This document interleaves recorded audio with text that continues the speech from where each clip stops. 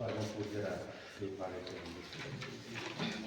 ಕಾಯಕ ಯೋಗಿ ನೂತನ ಅನುಭವಂತಪ ಸಿದ್ಧಿ ಶಾಂತಿವರ್ಧಕ ಸಂಸ್ಥೆಯ ಸಂಸ್ಥಾಪಕ ಪರಮ ಪೂಜ್ಯ ಮಧುನಲಿಂಗ ಚಕ್ರವರ್ತಿ ಡಾಕ್ಟರ್ ಚನ್ನಬಸವ ಕಟ್ಟದೇವರ 136ನೇ ಜಯಂತ್ಯೋತ್ಸವ ನಿಮಿತ್ತ ಹಮ್ಮಿಕೊಂಡಿರ್ತಕ್ಕಂಥ ಈ ಪತ್ರಿಕಾ ಪ್ರೆಸ್ ಮೀಟ್ ಇನ್ನೇ ಪರಮ ಪೂಜ್ಯರಿಗೂ ತಮ್ಮೆಲ್ಲರಿಗೂ ಮತ್ತು ನನ್ನ ಶ್ರೀ ಸೋಮಪ್ಪ ಸ್ಕೂಲ್ ಅವರಿಗೂ ಎಲ್ಲರಿಗೂ ನಾನು ಹೃದಯಪೂರ್ವಕವಾಗಿ ಸ್ವಾಗತ ಕೋರ್ತಾ ಈಗ ಪರಮ ಪೂಜ್ಯರು ಪತ್ರಿಕಾಗೋಷ್ಠಿಯನ್ನು ನಡೆಸಿಕೊಡೋದಕ್ಕೆ ಪ್ರಾರ್ಥಿಸ್ತಾ ಇದ್ದೀನಿ. ಓಂ ಶ್ರೀ ಗುರು ಬಸವಲಿಂಗಾಯ ನಮಃ. ಪರಮ ಪೂಜ್ಯರ ಪಾದಕಮಲಗಳಿಗೆ ಭಕ್ತಿಪೂರ್ವಕ ಪ್ರಣಾಮಗಳನ್ನು ಸಲ್ಲಿಸಿ ಪೂಜ್ಯ ಮಹಾಲಿಂಗ ಮಹಾಸ್ವಾಮಿಗಳವರಿಗೂ ಎಲ್ಲರಿಗೂ ಭಕ್ತಿಪೂರ್ವಕ ಶರಣು ಶರಣಾರ್ಥಿ. ಆತ್ಮೀಯ ಎಲ್ಲ ಮಾಧ್ಯಮದವರಿಗೆ ಸುಪ್ರಭಾತ ಸಮಯದಲ್ಲಿ ಇಂಥ ಚಳಿ ಮಧ್ಯದಲ್ಲಿ ಬಂದಿದ್ದಕ್ಕೂ ನಾನು ಇನ್ನೊಂದು ಸರ್ತಿ ತಮ್ಮೆಲ್ಲರಿಗೂ ಹಾರ್ದಿಕ ಸ್ವಾಗತವನ್ನು ಕೋರುತ್ತಾ ಪತ್ರಿಕಾಗೋಷ್ಠಿಯನ್ನು ಆರಂಭಿಸ್ತೀವಿ. ನಮ್ಮ ಭಾರತ ದೇಶ ಸ್ವತಂತ್ರ ಸಿಕ್ಕರೂ ಕೂಡ ಈ ಕಲ್ಯಾಣ ಕರ್ನಾಟಕ, ಹೈದರಾಬಾದ್ ಕರ್ನಾಟಕ ಇದು ಸಿಗಲಿಲ್ಲ. ಅಂಥ ಸಂದರ್ಭದಲ್ಲಿ ಅನೇಕ ನಮ್ಮ ಜನರ ಮೇಲೆ ಬಹಳಷ್ಟು ಸಮಸ್ಯೆಗಳ ಮೇಲೆ ಸಮಸ್ಯೆಗಳು, ಚಿತ್ರಹಿಂಸೆ ರೀತಿಯಲ್ಲಿ ಈ ಜನರ ಮೇಲೆ ನಮ್ಮವ್ರ ಮೇಲೆಲ್ಲ ಆಗಿತ್ತು. ಅಂಥ ಸಂದರ್ಭದಲ್ಲಿ ಒಂದು ಬೆಳಕಾಗಿ ಇದಕ್ಕೊಂದು ಏನಾದರೂ ನಮ್ಮೆಲ್ಲ ಜನರಿಗೆ ನ್ಯಾಯ ಕೊಡಬೇಕಂತ ಸರ್ವತೋಮುಖ ಅಭಿವೃದ್ಧಿ ಆಗೋದು ಶಿಕ್ಷಣದಿಂದ.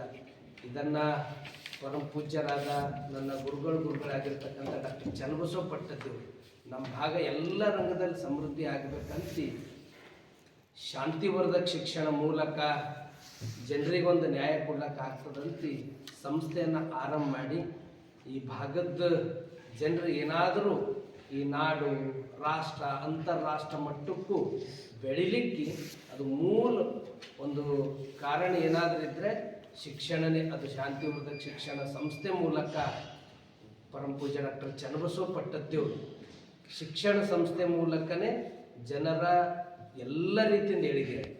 ಶಿಕ್ಷಣ ಒಂದೇ ಅಲ್ಲ, ಶಿಕ್ಷಣ ಜೊತೆ ಸಾಮಾಜಿಕ, ಧಾರ್ಮಿಕ ನಾವೆಲ್ಲರೂ ವಿಶೇಷವಾಗಿ ಇದು ಕನ್ನಡ ಅಂತಕ್ಕಂಥದ್ದು ಯಾವುದೇ ಒಂದು ಇದಕ್ಕೆ ಸೀಮಿತ ಅಲ್ಲ. ಯಾವ ರೀತಿ ಗಾಳಿ, ನೀರು, ಬೆಳಕನ್ನು ಅದೇ ಒಂದು ಇದು ಕನ್ನಡಕ್ಕಾಗಿಯೂ ಕೂಡ ಪರಮ ಪೂಜ್ಯ ಡಾಕ್ಟರ್ ಚನ್ನಬಸವ ಪಟ್ಟದೇವರು ಏಕೀಕರಣ. ಈ ಭಾಗದಾಗ ಏನಾದರೂ ಕನ್ನಡ ನಮ್ಮ ಜಿಲ್ಲೆಯಲ್ಲಿ ಎಲ್ಲ ತಾಲೂಕುಗಳು ಉಳಿಲಿಕ್ಕೆ ಮೂಲ ಕಾರಣಕರ್ತರೇ ಡಾಕ್ಟರ್ ಚನ್ನಬಸವ ಪಟ್ಟದೇವರು. ಅದ್ರ ಜೊತೆ ಇಲ್ಲಿ ಸುಮಾರು ವರ್ಷಗಳ ಕಾಲ ಇಲ್ಲಿ ಹಾನಗಲ್ ಕುಮಾರೇಶ್ವರ ಪ್ರಸಾದ ನಿಲಯ ಮೂಲಕ ಮಕ್ಕಳಿಗೆ ಅನ್ನ ಆಶ್ರಯ ಕೊಟ್ಟಿದ್ದು, ಶಾಂತಿವರ್ಧಕ ಶಿಕ್ಷಣ ಮೂಲಕ ಶಿಕ್ಷಣವನ್ನು ನೀಡಿದ್ದು, ಈ ಭಾಗ ಕನ್ನಡ ಹೊರಗೆ ಉರ್ದು ನಾಮಫಲಕ ಹಾಕಿ ಕನ್ನಡ ಕಲಿಸಿದ್ದು, ಇಡೀ ಆಯುಷ್ಯ ತುಂಬ ಹೆಚ್ಚಿದ್ದು ಅವರು ಸೇವೆ ಸಲ್ಲಿಸಿದ್ದು ಒಂದು ಬಸವಣ್ಣ, ಇನ್ನೊಂದು ಕನ್ನಡ, ಇನ್ನೊಂದು ಶಾಂತಿವರ್ಧಕ ಶಿಕ್ಷಣ ಸಂಸ್ಥೆ ಮೂಲಕ ಶಿಕ್ಷಣ. ಅದ್ರ ಜೊತೆ ಈ ಸುಮಾರು ವರ್ಷಗಳ ಕಾಲ ಇಲ್ಲೆಲ್ಲ ಸೇವೆ ಸಲ್ಲಿಸಿದ ಮೇಲೆ ಇಲ್ಲೊಂದು ಸಭೆ ಕರೀತಾರೆ. ಸಭೆ ಕರೆದು ಎಲ್ಲರಿಗೂ ವಿಶ್ವಾಸ ತಗೋತಾರೆ. ನಾನು ಇಷ್ಟು ವರ್ಷ ನನಗೆ ಸೇವೆ ಮಾಡಲಿಕ್ಕೆ ತಾವೆಲ್ಲ ಅವಕಾಶ ಮಾಡಿಕೊಟ್ಟಿದ್ರಿ, ನಿಮ್ಮೆಲ್ಲರಿಗೂ ಧನ್ಯವಾದ. ಇನ್ನು ಮುಂದೆ ನನ್ನ ಗುರು ಆಜ್ಞೆ ಆಗ್ಯದ. ನಾನು ಈ ಮುಂದೆ ಬಸವ ಕಲ್ಯಾಣ ಅನುಭವ ಮಂಟಪ ನಿರ್ಮಾಣ ಮಾಡೋದಿದೆ.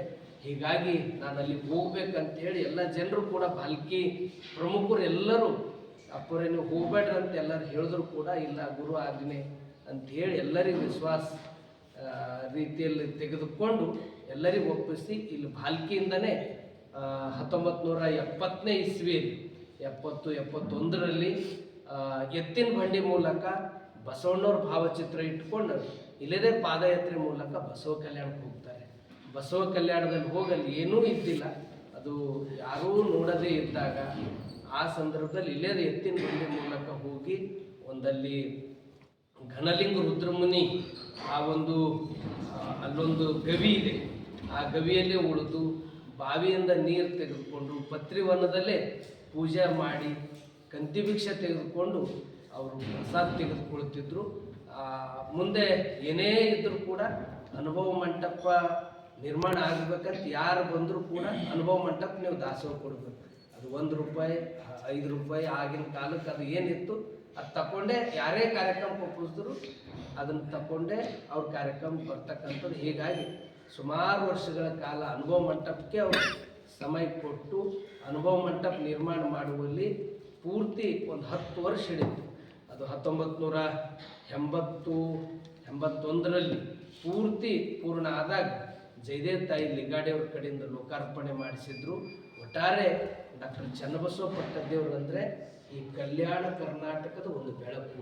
ಇದು ಈ ಭಾಗದ್ದು ಒಂದು ಎಲ್ಲ ರೀತಿಯ ಸಮೃದ್ಧಿ ಡಾಕ್ಟರ್ ಚನ್ನಬಸವ ಪಟ್ಟದೇವರು ಅಗಾಧ ಕೊಡುಗೆ ಇದೆ.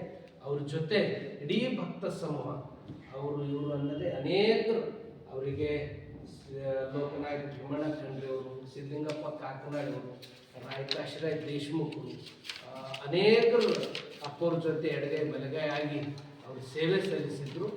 ಅದರ ನಂತರ ಇದು ಈ ಒಂದು ಪೂಜ್ಯರು ಮಾಡಿರ್ತಕ್ಕಂಥ ಕಾರ್ಯಕ್ಕೆ ಕರ್ನಾಟಕ ಸರ್ಕಾರ, ಪರಮ ಪೂಜ್ಯ ನನ್ನ ಗುರುಗಳಾಗಿರ್ತಕ್ಕಂಥ ಡಾಕ್ಟರ್ ಬಸವಲಿಂಗ ಪಟ್ಟದೇವರು ಪೂಜ್ಯರ ಗುರುನಿಷ್ಠೆ ನಿಜಕ್ಕೂ ನಮ್ಮ ಎಲ್ಲ ಗುರು ಪರಂಪರೆಗಳಿಗೆ ಒಂದು ಮಾದರಿ. ಎಲ್ಲರೂ ತಂದು ಬರಬೇಕು ಅಂತಕ್ಕಂಥ ಭಾವನೆ ಇರ್ತದೆ. ಆದರೆ ಅಪ್ಪವ್ರದ್ದು ಎಲ್ಲ ನಮ್ಮ ಗುರುಗಳದ್ದು ಬರಬೇಕು ಅನ್ನೋದು ಏನು ತೆಗೆದ್ರು ಅದು ಸ್ಕೂಲ್ ಇರಲಿ, ಬ್ಯಾಂಕ್ ಇರಲಿ, ಏನು ಮಾಡಿದ್ರು ಗುರುವಿನ ಹೆಸರ ಮೇಲೆ ಅಪ್ಪವ್ರು ಮಾಡ್ಕೋತ ಬಂದಿದ್ದು. ಕರ್ನಾಟಕ ಸರ್ಕಾರದಿಂದ ನಮ್ಮ ಗುರುಗಳು ಹೆಸರು ಅಜರಾಮಾಗಿರ್ಬೇಕಂತ ಯಡಿಯೂರಪ್ಪವ್ರು ಮುಖ್ಯಮಂತ್ರಿ ಇದ್ದಾಗ ಇಲ್ಲಿ ಬೀದರ್ ರಂಗಮಂದಿರ ಚನ್ನಬಸವ ಪಟ್ಟದೇವ್ರ ರಂಗಮಂದಿರ ತಾವು ನಾಮಕರಣ ಮಾಡ್ಬೇಕಂತ ಅಪ್ಪವರು ವಿನಂತಿ ಮಾಡಿಕೊಂಡಾಗ ಅವರು ಒಪ್ಪಿಗೆ ಕೊಟ್ಟು ಅವರಿಗೆ ಕರೆಸಿ ಇಲ್ಲಿ ಬೀದರ್ ರಂಗಮಂದಿರಕ್ಕೆ ಚನ್ನಬಸವ ಪಟ್ಟದೇವ್ರ ರಂಗಮಂದಿರ ಅಂತ ಅವತ್ತಿನ ದಿನ ಮುಖ್ಯಮಂತ್ರಿಗಳಿಗೆ ಕರೆಸಿ ಲಾಂಚ್ ಮಾಡಿದವರು ಪೂಜ್ಯರು. ಹೀಗಾಗಿ ಅದರ ಜೊತೆ ಅನೇಕ ಕೃತಿಗಳು, ಬಹುತೇಕ 100 ಕೃತಿಗಳು ಅವುಗಳು ಚನ್ನಬಸವ ಪಟ್ಟದೇವ್ರ ಬಗ್ಗೆ ಬಂದವೆ. ಅದೇ ರೀತಿ ಡಿಗ್ರಿಯಲ್ಲಿ ಓದ್ತಕ್ಕಂಥ ಮಕ್ಕಳು ಪಠ್ಯಪುಸ್ತಕದಲ್ಲೂ ಚನ್ನಬಸವ ಪಟ್ಟದೇವ್ರದ್ದಿದೆ.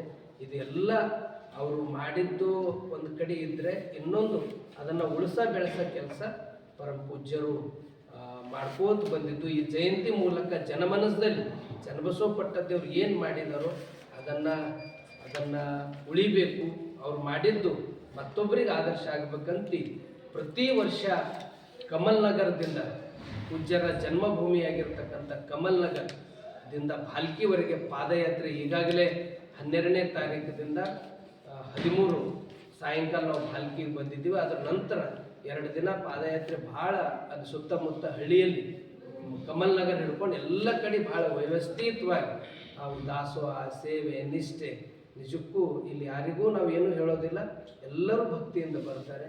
ಅದರ ನಂತರ ಇಲ್ಲಿ 14ನೇ ತಾರೀಕಿನಿಂದ ವಚನ ದರ್ಶನ ಅಂತಕ್ಕಂಥ ಪ್ರವಚನ ಸಾಗ್ತಾ ಇದೆ. ಚಳಿ ಮಧ್ಯದಲ್ಲಿಯೂ ಜನರೆಲ್ಲ ಪ್ರವಚನವನ್ನು ಅವರು ಕೇಳ್ತಾ ಇದ್ದಾರೆ. ಹೀಗೆ ಕೊನೆಗೆ 22ನೇ ತಾರೀಕು ಬೆಳಗ್ಗೆ ಸರಿಯಾಗಿ ನಮ್ಮ ಮಠದಿಂದ ಆಶ್ರಮವರೆಗೆ ಸರಿಯಾಗಿ 6:30ಕ್ಕೆ ಬಸವ ನಡಿಗೆ ಅಂತ ಒಂದು ಪತನ ಸಂಚಲನ, ಎಲ್ಲರೂ ಬಿಳಿ ಸಮಸ್ತ್ರ ಹಾಕ್ಕೊಂಡು ಭಜನೆ ಹೇಳ್ಕೋತ ವಚನಗಳು ಹೇಳ್ಕೋತ ನಾವೆಲ್ಲರೂ 6:30ಕ್ಕೆ ಮಠದಿಂದ ಆಶ್ರಮವರೆಗೆ ಹೋಗ್ತೀವಿ.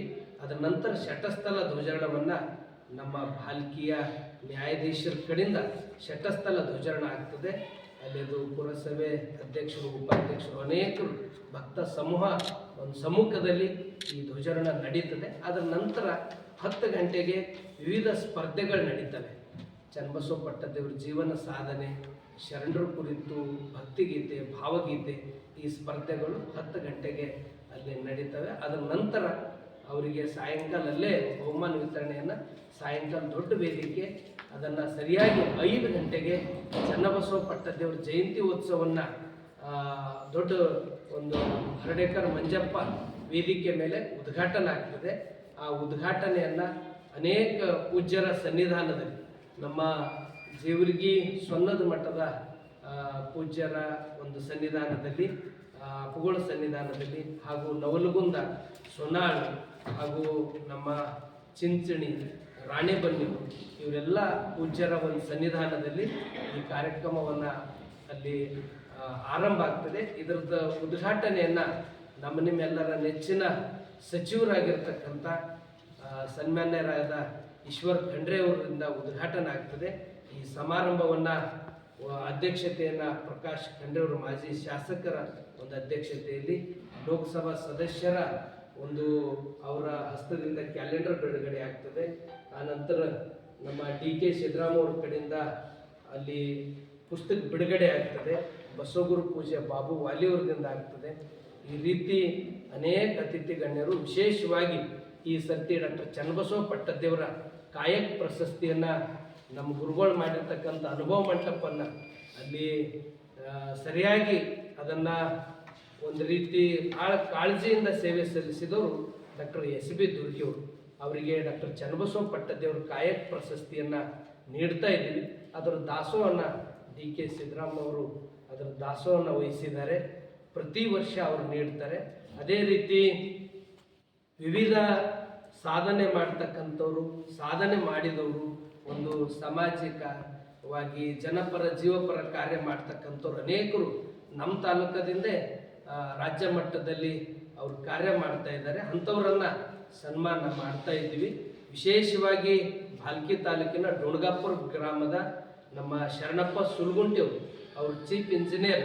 ನಮ್ಮ ಭಾಗದಿಂದ ಬಹುತೇಕ ಇದೇ ಮೊದಲನೇ ಸರ್ತಿ ಇರ್ಬೋದು ಅಂತ ನನಗೆ ಅನ್ನಿಸ್ತದೆ.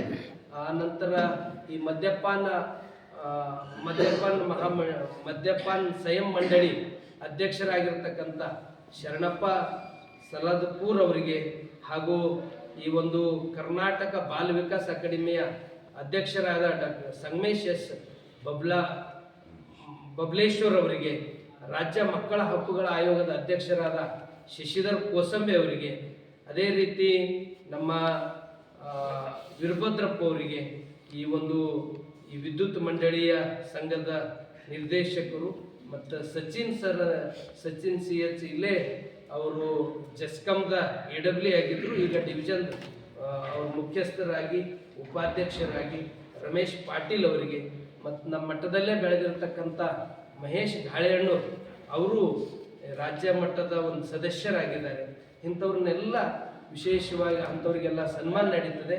ಮತ್ತು ಈ ಸಮಾರಂಭದಲ್ಲಿ ಮುಖ್ಯ ಅತಿಥಿಗಳಾಗಿ ಈ ಅರಣ್ಯ ಅಭಿವೃದ್ಧಿ ನಿಗಮ ಮಂಡಳಿದ ಉಪಾಧ್ಯಕ್ಷರಾದ ಹನುಮಂತರಾವ್ ಚವ್ಹಾಣ್ ಅವರು, ರಾಜಶೇಖರ್ ಅಷ್ಟ್ರಿ ಅವರು, ನಮ್ಮ ಶಿವಶಂಕರ್ ಕಾಮಶೆಟ್ಟಿ ಅವರು, ಬೆಲ್ದಾಳೆ ಅವರು, ನೀಲಮ್ಮ VK ಪಾಟೀಲ್ ಅವರು, ಇವರೆಲ್ಲರೂ ಅತಿಥಿಗಳಾಗಿ ಮೀಸೆಯವರು, ಕಂಠೆಯವರು, ಟೊಣ್ಣೆಯವರು, ಚನ್ನಬಸವ ಬಳತಿಯವರು, ಸಂಜುಕುಮಾರ್ ಚುಮ್ಮ ಅವರು, ವಲ್ಲಪ್ಪರಿ ಅವರು, ಇವರೆಲ್ಲ ಅತಿಥಿಗಳಾಗಿ ಈ ಕಾರ್ಯಕ್ರಮದಲ್ಲಿ ಪಾಲ್ಗೊಳ್ಳುತ್ತಾರೆ. ಒಟ್ಟಾರೆ ಕೊನೆಗೆ ವಿಶೇಷವಾಗಿ ಅಂತಂದರೆ ಅನೇಕ ಕೃತಿಗಳು ಇದೇ ವೇದಿಕೆ ಮೇಲೆ ಲೋಕಾರ್ಪಣೆ ಆಗ್ತವೆ. ನಮ್ಮ ತಾಯಿಯವರಾಗಿರ್ತಕ್ಕಂಥ ಸುನೀತಾ ದಾಡ್ಗೆಯವರು ಬರೆದಿರ್ತಕ್ಕಂಥದ್ದು, ಮತ್ತು ಗಣಪತಿ ಭೂರಿಯವರು, ವಿರ್ಶೆಟ್ಟಿ ಭಾವ್ಗೆಯವರು ಅವರು ಸಂಪಾದನೆ ಮಾಡಿರ್ತಕ್ಕಂಥದ್ದು. ವಿಶೇಷವಾಗಿ ಅಂತಂದರೆ ಇನ್ನೊಂದು ನಮ್ಮವರೇ ಆಗಿರ್ತಕ್ಕಂಥ ಚಂದ್ರಶೇಖರ್ ಬಿರಾದರ್ ಅವರ ಸುಪುತ್ರ ಆಗಿರ್ತಕ್ಕಂಥ ಗುರುಪ್ರಸಾದ್ ಚಂದ್ರಶೇಖರ್ ಬಿರಾದರ್ ಅವರು ಒಂದು ಸಿನಿಮಾವನ್ನು, ಕಿರುಚಿತ್ರವನ್ನು ತೆಗೆದಿದ್ದಾರೆ. ದೇವರ ಹೆಸರ ಮೇಲೆ ಪ್ರಮಾಣ ಮಾಡುತ್ತೇನೆ ಅಂತಕ್ಕಂಥ ಆ ಒಂದು ಚಿತ್ರವನ್ನು ಇಲ್ಲೇ ಬಿಡುಗಡೆ ಆಗ್ತದೆ. ಇಂಥವ್ರು ನಮ್ಮ ಭಾಲ್ಕಿಯಲ್ಲಿ, ನಮ್ಮ ಭಾಗದವ್ರು ಎಷ್ಟು ಚಲೋ ಸಾಧನೆ ಮಾಡಿದವರಿಗೆ ಇವರಿಗೂ ಇಲ್ಲಿ ಸನ್ಮಾನ ನಡೀತದೆ. ಒಟ್ಟಾರೆ ಈ ಕಾರ್ಯಕ್ರಮದಲ್ಲಿ ವಚನ ನೃತ್ಯಗಳು, ಸಂಗೀತ, ಕೊನೆಗೆ ನಮ್ಮ ಬೀದರ್ನ ಅನುಭವ ಮಂಟಪ ಸಂಸ್ಕೃತಿ ವಿದ್ಯಾಲಯ ಮಕ್ಕಳಿಂದ ಶಿವಯೋಗಿ ಸಿದ್ದರಾಮೇಶ್ವರ ನಾಟಕವನ್ನು ಸಾಗ್ತದೆ. ಇವೆಲ್ಲ ಕಾರ್ಯಕ್ರಮಗಳಿಗೆ ಇದಕ್ಕೂ ಹೆಚ್ಚಿನ ಜನ ಬರಲಿಕ್ಕೆ, ಭಕ್ತ ಸಮೂಹ ಇಲ್ಲಿ ಬರಲಿಕ್ಕೆ ಎಲ್ಲಕ್ಕಿಂತ ದೊಡ್ಡ ಕೊಡುಗೆ ಅಂದರೆ ಮಾಧ್ಯಮ. ಅದು ಪತ್ರಿಕಾ, ಪ್ರಿಂಟ್ ಮೀಡಿಯಾ, ಎಲೆಕ್ಟ್ರಾನಿಕ್ ಮೀಡಿಯಾ, ತಮ್ಮೆಲ್ಲರ ಸೇವೆ ಅಗಾಧಿದೆ. ನಿಮ್ಮ ಸೇವೆಯಿಂದೇ ಆ ಜನರು ಬರಲಿಕ್ಕೆ ಒಂದು ಜಾಗೃತಿ ಮೂಡಿಸೋರು ತಾವೆಲ್ಲ ಇದ್ದೀರಿ.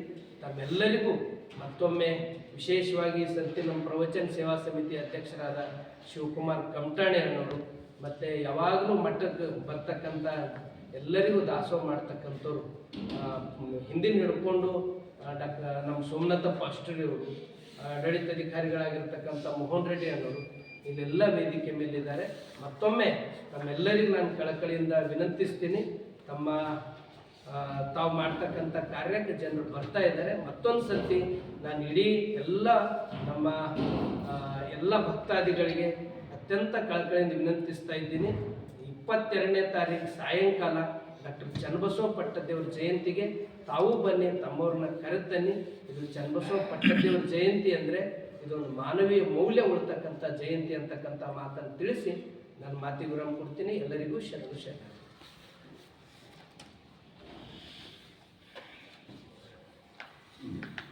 ಪೂರ್ತಿ ದಿನ ಮಾಡೋ ಕಾರ್ಯಕ್ರಮ ಯಾಕೋ ಸಾಯಂಕಾಲ ಅಷ್ಟೇ ಮಾಡ್ತೀರಪ್ಪ?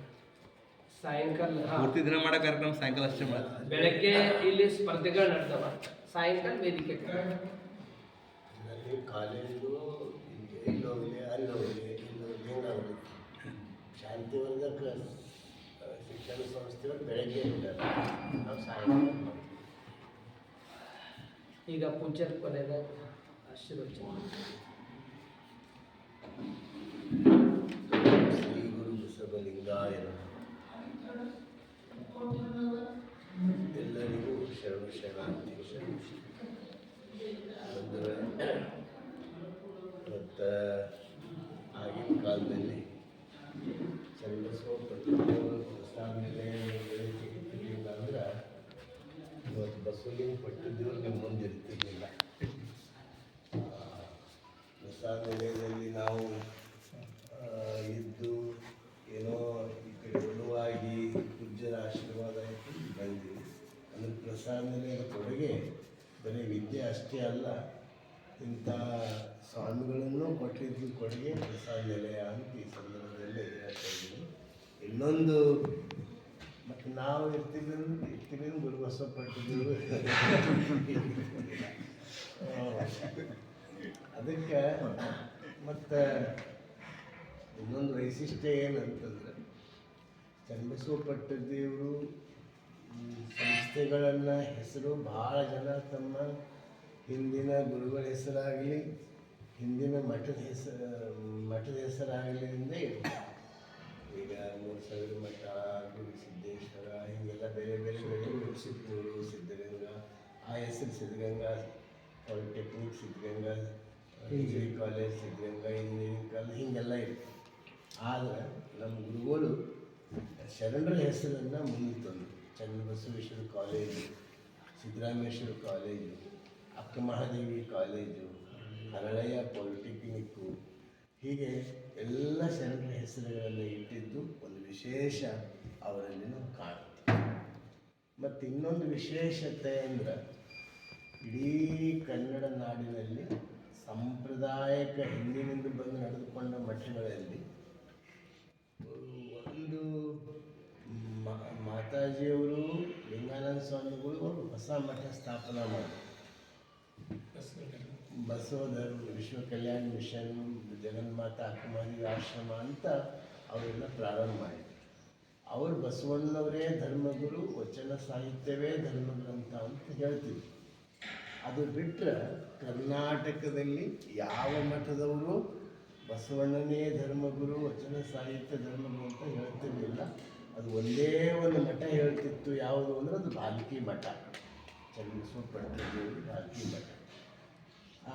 ಆ ನಂತರ ಇಳಕಲ್ಲಾಗದಾಗ ಒಂದು ಒಂದು ಒಂದು ಒಂದು ಬಸವನ ಪ್ರಚಾರ ಆದಾಗ ಈ ಕಡೆ ಎಲ್ಲ ಒಂದು ಆಗ್ತಾಯಿದೆ. ಇವತ್ತು ನಾಡಿನ ತುಂಬ ಅದನ್ನು ಬೆಳಕಿಗೆ ಬಂದು ಒಂದು ಇನ್ನೊಂದು ವಿಶೇಷ ಅಂದರೆ ಬಸವ ತತ್ವದ ನಿಜಾಚರಣೆಗಳನ್ನು ಮೊಟ್ಟ ಮೊದಲು ಪ್ರಾರಂಭ ಆಗಿದ್ದು ಈ ಭಾಲ್ಕಿ ಮಠದಿಂದಲೇ.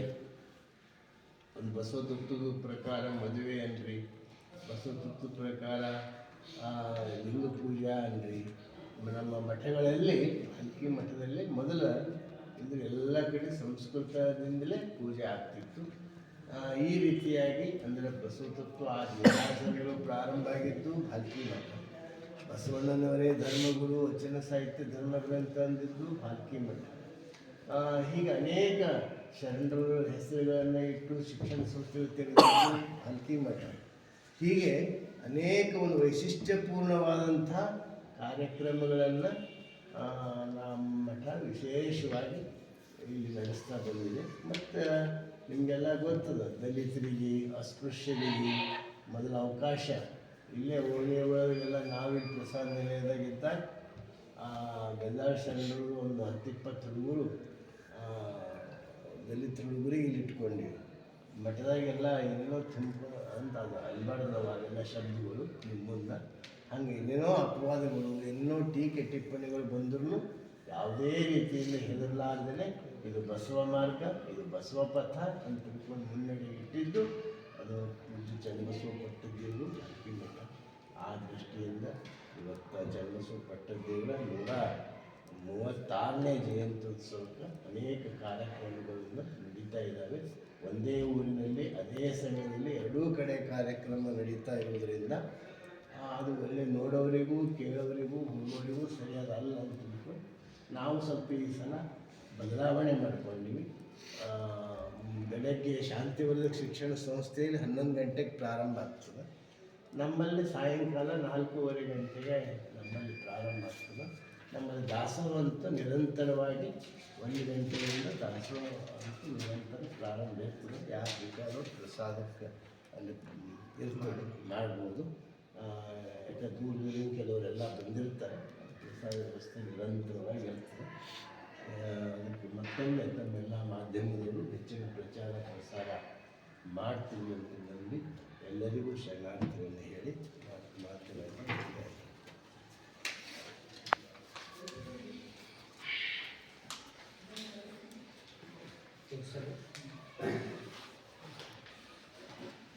ಎಲ್ಲರಿಗೂ ತುಂಬ ಎಲ್ಲರಿಗೂ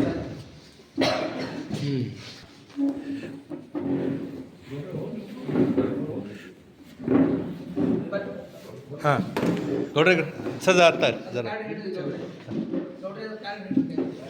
ಹಾಂ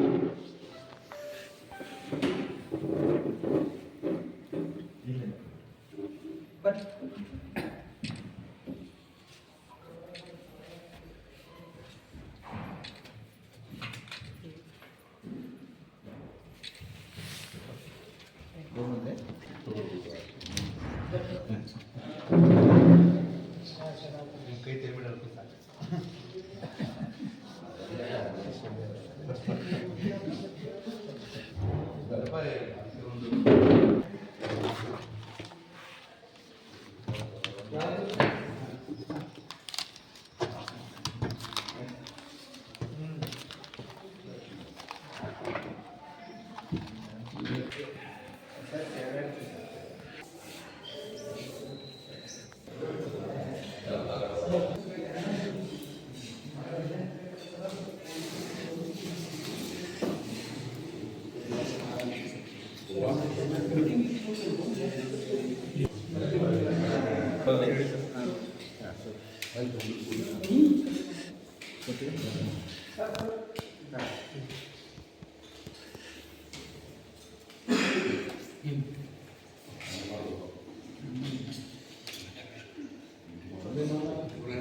ಸ್ವಲ್ಪ